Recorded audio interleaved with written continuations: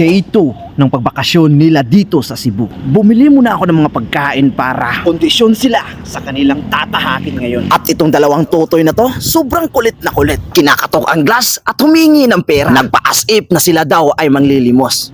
For today's video mga choy, ngayon ang dito of experience ng kanilang pagbakasyon dito sa Cebu. Ito ang pinaka-the best experience nila na nangyari sa kanilang buhay. At simulan na natin. Ngayon ay aakyat kami sa bukid. At first time ko din to na mangyari sa akin. Totoo lang, first time ko din to eh.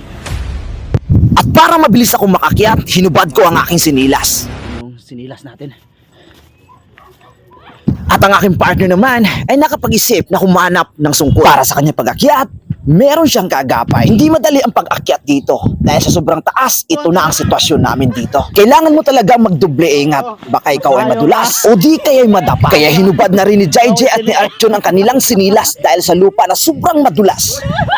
Lahat ng aming nakasalubong at nakasabay ay lahat sila ay nakasapatos. Pero kami nakasinilas. Kaya si Tambok ay nakapag-desisyon na lang na hindi na daw siya babalik dito. Dahil sa sobrang taas ng aming binababa, hindi talaga maiwasan na ikaw ay makatakbo kahit walang tumutulak sa'yo.